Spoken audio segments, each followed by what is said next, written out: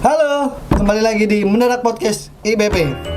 Saat ini kebetulan MC utamanya sedang cuti, jadi saya menggunakan MC cadangan. Bersama saya Bang Satyanto. Mendadak Podcast kali ini saya udah kedatangan tamu, seorang wanita superwoman, sudah beberapa tahun kerja di tambang, punya pengalaman unik tentunya di tambang, dan kita bisa korek-korek, kita bisa tanya-tanya ke wanita satu ini. Kita perkenalkan Alia Savitri. Halo Bu Manas, Mas Dede, Halo, makasih udah diundang. Mbak Alia, sehat? Sehat, alhamdulillah. Sehatnya bagus ya kayak. Alhamdulillah. Jadi ini kayak bermodal lah sekarang, udah modal. Iya, tapi kayak gelap, kayak terinspirasi dari batu bara mungkin. Ya tentunya batu bara lah, karena hitam-hitam ya. Oh iya. Ngomong-ngomong, Mbak Alia sudah di Buma dari tahun berapa, Mbak Alia? Langsung ya ini ya? Langsung aja. Jadi emang spontan ya. Apa tadi Mas Dede pertanyaannya? Nah, kan lupa kan, baik. Kalau gitu perkenalkan dulu aja. Nama saya Alia Savitri. Jadi kebetulan saya sama Mas Dede itu ternyata asalnya sama. Betul, Kita dari dari Jogja. Hai. Hai warga Jogja. Hai Sleman, Ada yang hai Gunung Kidul, Bu Maners Jogja. Kulon Progo, jangan Ya. lupa. Saya dari Jogja. Kemudian dulu saya sama Mas Dede kebetulan sama-sama kuliah di Jogja. Saya dari UGM, Bu Maners. Kemudian pertama kali saya lulus, alhamdulillah saya langsung masuk Buma di 2021. Perusahaan pertama saya, Mas Dede. 2021 awal atau akhir? Bulan Mei. After Covid berarti? Iya, Berarti setelah termasuk COVID. salah satu mahasiswa Covid? Iya, mahasiswa COVID. Oke. Jadi wisuda juga nggak ada tuh perayaannya. Berarti wisudanya online? Iya, wisudanya online. Bahkan dulu kalau boleh cerita, setelah diterima di Buma, itu kita nggak sempet, satu angkatan kami itu nggak sempet ke HO, Mas. Jadi jadi kami itu diterima, saya itu masuk Buma jalur BMDP. Angkatan? Angkatan 35. Angkatan 35. Halo batch 35, angkatan 35 BMDP. Betul, batch 35. Siapa saja? Udah tinggal berapa gitu. Oh, tinggal sedikit. Tapi ya. masih Oke, ada kok, masih ada. Oke. Tadi Tunggu aja ikut nanti. BMDP ya, dari BMDP 35, terus Angkatan 2021. 1 tahun berarti, 1 tahun. Iya, betul. Terus ujian lulus, diterima di Buma langsung di IBP. Kebetulan BMDP di IBP, lulus juga masih di sini gitu. Apa yang mendasari Alia sebagai seorang wanita tentunya kok mau merantau jauh dari rumah begitu kan? Kan waktu itu kan masih ya anggaplah belum pernah kerja ya kan? Pas lulus fresh grad langsung nggak apa-apa lah merantau. Kalau cowok mungkin saya masih bisa nangkep nih. Tapi kalau cewek itu kok berpikir seperti itu? Nah iya, jadi itu sebenarnya dulu waktu awal-awal lulus itu semua lowongan itu aku apply, Mas. Aku tuh nggak tahu deh. Tebar jalan. Okay. Pokoknya yang saya karena domisili Jogja, aku daftar yang Jogja. Okay. Luar Jogja semua tuh saya coba, Mas, gitu. Tebar jalan pokoknya, namanya fresh grad ya kan. Kita nggak tahu sebenarnya juga. Nah, alhamdulillah aku ada backgroundnya memang teknik geologi. Kalau boleh cerita ya, dulu kuliahnya teknik geologi. Jadi memang prospeknya memang kalau nggak ke mining, ke oil and gas gitu, atau ke yang lain gitu. Pokoknya di Jogja ada tambang pasir juga di Kulon Progo. Ada sih, kebetulan dikelola sama keluarga sendiri. Oke. Ternyata keluarga darah biru. Enggak. Ikut kayak ini kah? Kalau UGM tuh apa tuh biasanya Retno di kayak job fair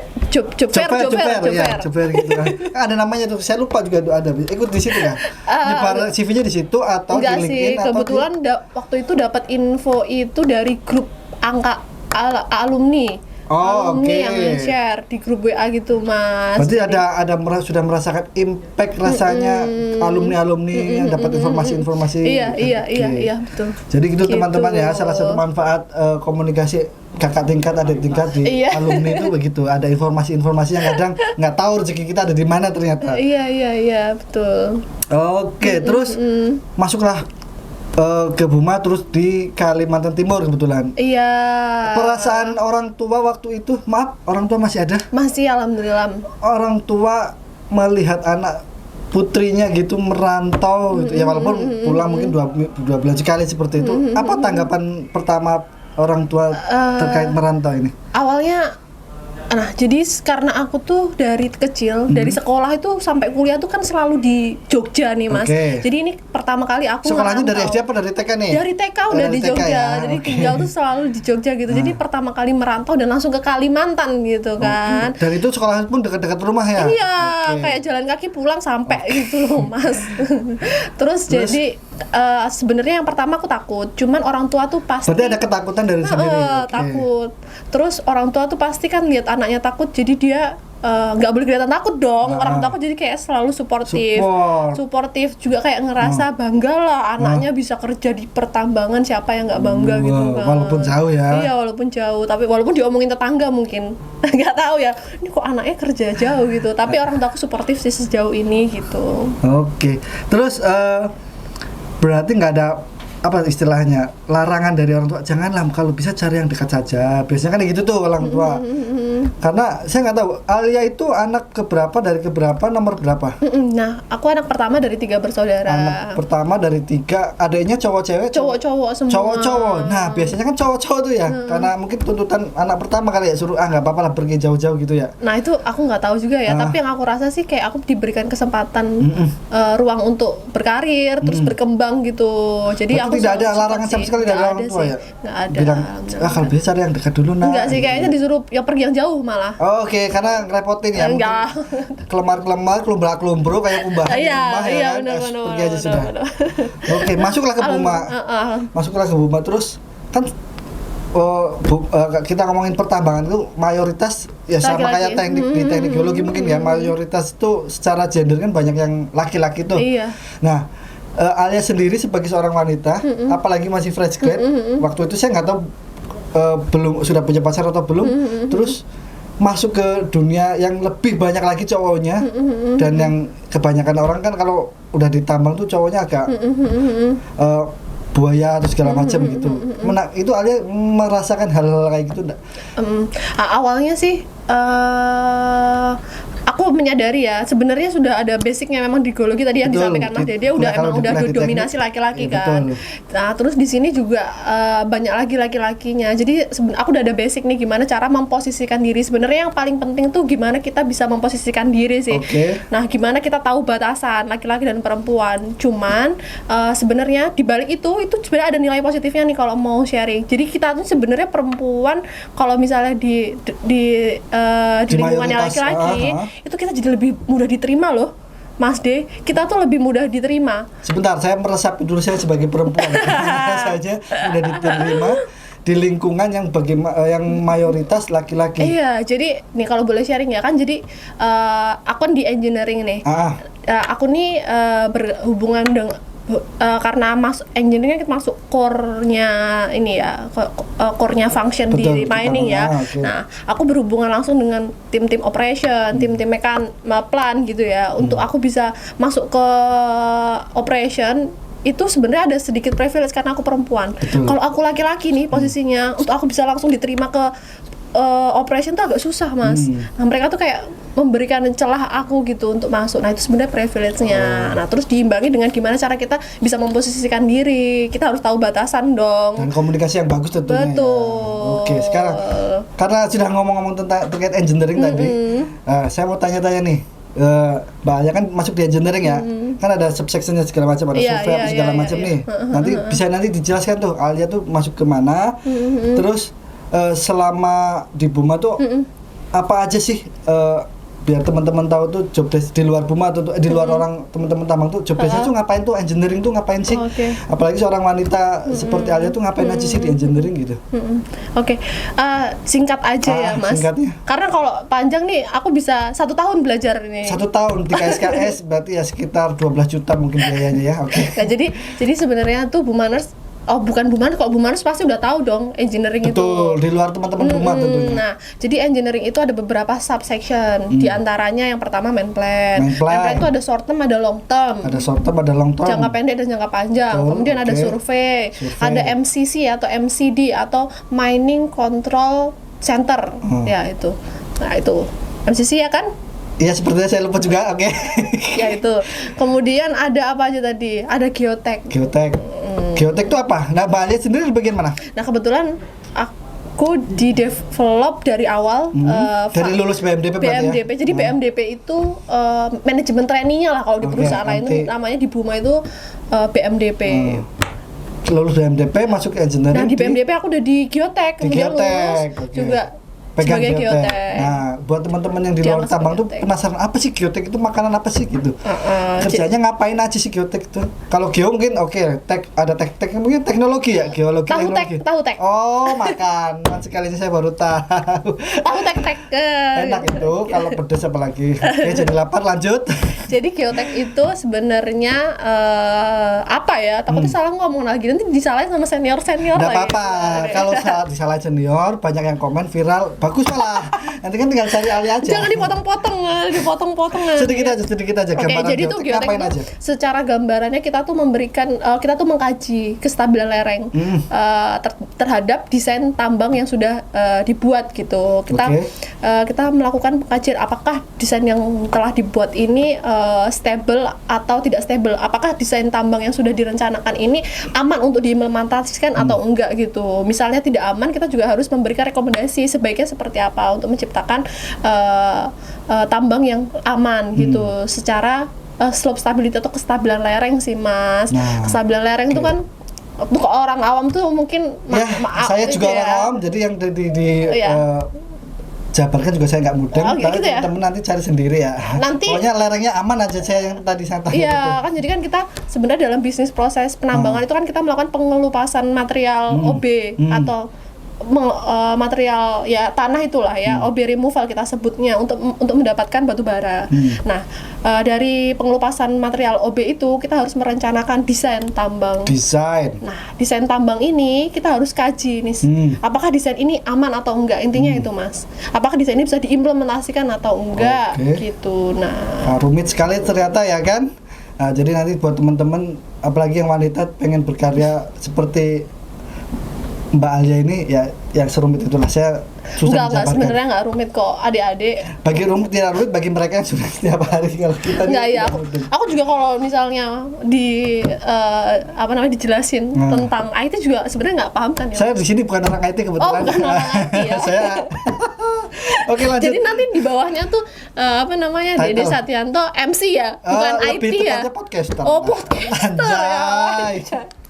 Boleh. Jadi gini tadi, Mbak Alia ada trik-trik yang bagaimana menjadi seorang wanita di lingkungan tambang yang Trik-trik mayoritas kan tadi salah satunya bisa menempatkan diri ya kan. Terus ada nggak nih pesan-pesan buat Mbak Alia, buat wanita-wanita di luar sana? Mungkin wanita. adik-adik yang masih kuliah nih, udah mau lulus nih di bagian geologi atau pertambangan atau segala macamnya. Ada nggak tips and trick untuk bisa menempatkan diri sebagai seorang wanita yang ada di dunia tambang? Apalagi kita tahu sekarang Mbak Ali sudah punya suami.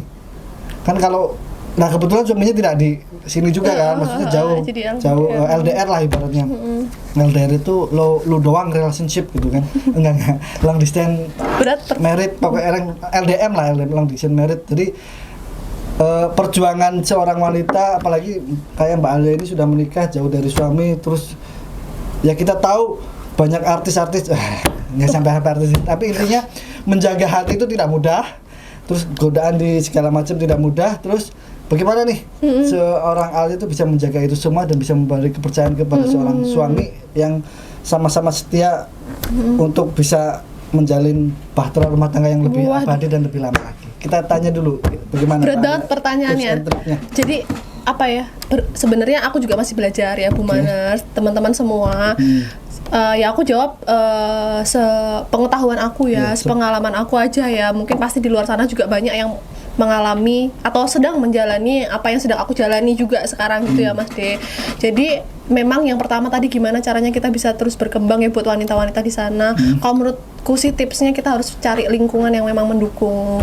Misal kita cari misalnya ya cari pasangan yang bisa mendukung kita lah ya, memberikan kita ruang untuk terus berkembang gitu Mas D. Kalau misalnya pasangan kita udah kayak membatasi mungkin atau mohon maaf terlalu posesif gitu ya. Tadi kan hubungannya ke relationship ya. Nah itu juga kita nggak akan bisa berkembang gitu. Nah selanjutnya kalau misalnya kita udah menentukan lingkungan, itu juga lingkungan pertemanan dan juga lingkungan relasi kita di pekerjaan ini gitu. Aku yakin pasti orang yang baik tuh akan membawa kebaikan juga lah ke kita gitu kan. Orang yang misalnya lingkungannya mengajak kita untuk misalnya aneh-aneh atau melakukan kecurangan gitu ya sama pasangan gitu. Toksik lah kalau bahasa orang sekarang tuh toksik. Iya, pasti bakalan bawa ke toksik juga gitu. Jadi kita harus pintar-pintar memilih lingkungan, pasangan gitu kan. Nah, kemudian juga gimana caranya untuk menjaga itu ya. Alhamdulillah pasanganku itu mau berkompromi sih, karena memang di awal kita sudah tahu akan seperti apa ke depannya gitu, akan seperti ini, dan dia juga mau berkompromi. Jadi harus kedua belah pihak itu harus saling berkompromi lah ya istilahnya, saling memahami. Kemudian juga mungkin komunikasi gitu. Komunikasi yang intens juga nggak menjamin kepercayaan ya. Jadi memang harus kita tuh punya rasa saling percaya gitu antar pasangan aja. Padahal kayak berat banget ngomongnya ya, Mas. Memang harus berat sih karena momen ini tuh momen yang sangat-sangat hampir mungkin tidak semua orang bisa melewatinya. Iya menjaga sih. hati segala macam itu. Terus tapi juga, memang tadi yang Mbak Alia bilang juga harus bisa kompromi, komunikasi segala macam dengan pasangan itu sangat-sangatlah penting. Apalagi kan tidak setiap hari bisa bertemu pasangan kan. Iya, betul. Aku juga ini sih Mas D, mungkin kayak aku juga berusaha memposisikan diri sebagai perempuan yang sudah punya pasangan gitu di tempat kerja ya. Dan juga kalau aku sih berpesan juga ke orang-orang yang laki-laki lain yang memang bekerja dengan perempuan juga harus pintar memposisikan diri dia terhadap lawan jenisnya gitu loh. Laki-laki juga harus tahu ya, ini perempuan ini sudah punya suami gitu. Jadi harus juga itu pesan sih sebenarnya. Harus bisa memposisikan diri. Jadi bukan cuma misal aku yang di pihakku yang memposisikan diri, tapi juga orang lain juga untuk lebih memposisikan. Jadi saling sama-sama saling menjaga, tahu gitu, batasan masing-masing. Tahu batasannya gitu sih. Ketemu jodoh di mana? Alhamdulillah ketemunya di sini. Itulah salah satu manfaat hidup seorang wanita hidup di lingkungan laki-laki, tinggal pilih aja. Iya, jadi tuh sebenarnya dulu tuh pernah ada yang bilang, kamu kalau kerja di tambang pasti suamimu juga di tambang. Terus aku bilang, nggak mungkin gitu. Penolakan biasa. Ternyata jadi orang tambang juga. Oke. Saya susah untuk membridging satu ini karena hari ini. Hari ini kebetulan Mbak Alia itu hari terakhir sebenarnya secara itu kan nggak hari terakhir karena hari terakhir masih cuti dulu. Tapi alhamdulillah Mbak Alia diberi kesempatan untuk lebih dekat dan sering bertemu dengan suami.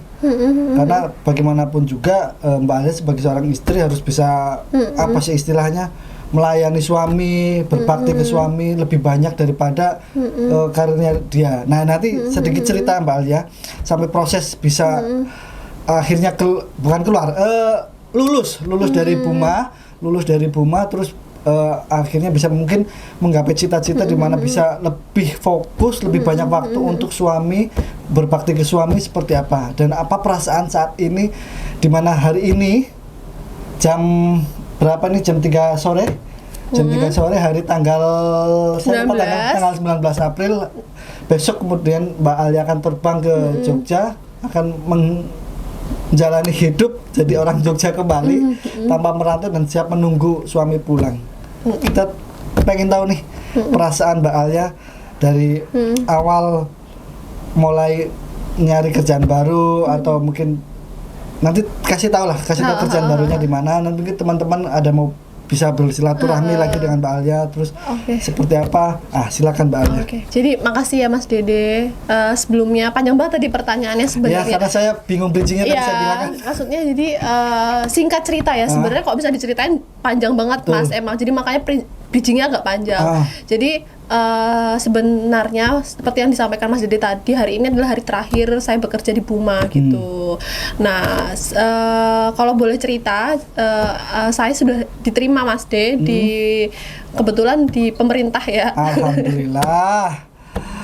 di pemerintah sebagai ASN gitu. Nanti kalau demo ke dia ya, kalau ada teman-teman mau demo ke orang Nah, ini. gitu. Sebenarnya yang perlu di-clearkan adalah saya nggak pernah bilang ASN ini lebih baik daripada Buma atau Buma itu lebih baik daripada ASN, tapi tergantung prioritasnya di Betul. mana, gitu ya. Jadi tergantung mungkin Orang mau bersyukur atau enggak itu aja sebetulnya. betul 1 tahun dan 2 kebetulan saya udah di Buma baru 4 tahun, baru 4 Baru tahun. 4 tahun. Tahun pertama, tahun kedua prioritas saya masih di sini, masih di Oke. Buma gitu ya. Mungkin orang tuh masih ada prioritasnya di Buma gitu, tapi di tahun keempat ini saya menyadari bahwa prioritas saya sekarang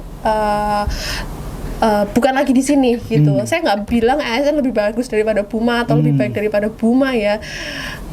Tapi di sini saya punya prioritas gitu Mas D, dan saat ini saya akan memprioritaskan hubungan keluarga saya, Suami istri lah ya. hubungan pernikahan saya, rumah betul. tangga saya, Rumah tangga. maksudnya rumah tangga saya gitu. Karena apa? Kalau boleh cerita, jadi saya tuh sama suami memang sama-sama bekerja di tambang, dan kebetulan kami berada di perusahaan yang berbeda gitu ya. Jadi memang ada beberapa kesulitan yang kami alami gitu, dan banyak pertimbangan juga sih rekan-rekan gitu ya. Jadi akhirnya saya putuskan untuk mengambil pekerjaan. Memutuskan pekerjaan di Buma dan mengambil pekerjaan lain gitu. Kalau boleh cerita juga, atasan saya di Buma juga alhamdulillah mendukung Mas D. Jadi dari awal Support ya. full support apapun yang akan direncanakan ke depannya dia support gitu ya, karena sebagai perempuan pasti kodratnya akan kembali kan, Yes. untuk mencari ridho Allah melalui suami. Betul. gitu. Jadi alhamdulillah di Buma ini memang sistem kekeluargaannya sangat kuat. Jadi atasan saya tuh sangat mendukung keputusan saya, asalkan memang itu adalah yang terbaik, dan menurut beliau juga alasan dan keputusan ini merupakan keputusan yang terbaik. Jadi aku diperbolehkan lah dan didukung penuh lah untuk mengambil itu gitu sih. Mantap sekali. Semoga kita doakan Mbak Alia di tempat yang baru sukses dan lebih bisa berkarya lebih besar lagi, apalagi di pemerintahan kan, semoga pemerintahan jadi lebih bagus dengan Mbak Alia.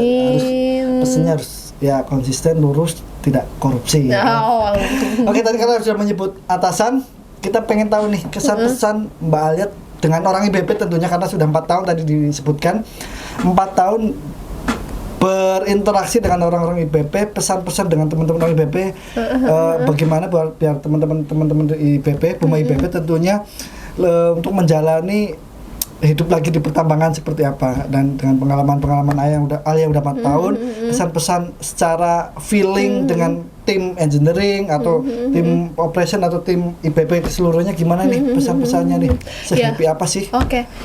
Izin ya Mas D. Ya Pak, mohon izin nih, karena nih ngomongin ke rekan-rekan. Sebelumnya mau ngucapin makasih dulu, terutama untuk keluarga besar engineering Yes. ya, Mbak Eka, Pak Wira gitu. Terutama Pak Wira udah banyak memberikan aku kesempatan. Jadi aku bisa jadi seperti yang sekarang itu karena selalu diberikan kesempatan untuk maju gitu, diberikan kesempatan untuk ikut berpartisipasi, berkontribusi gitu. Padahal sebenarnya aku tuh, kalau boleh cerita, mungkin aku belum bisa, tapi selalu di push untuk bisa gitu. Aku bisa karena aku biasa, dan aku biasa itu karena aku selalu diberikan kesempatan gitu ya. Jadi aku terima kasih banget Pak Wira, Pak Andi, seluruh manajemen Buma Jobset IBP, terima kasih. Kemudian juga kalau mau disebutin satu persatu pasti nggak ada habisnya gitu ya. Tim produksi untuk kerjasama yang luar biasa, tim plan, seluruh tim support, Mas Dede, kemudian tim HR, tim GS, tim finance, Wanita-wanita gitu. Buma IBP, ada Wanita-wanita Buma. Nanda itu gitu. masuk wanita enggak? Wanita. Masuk. Oke, masuk.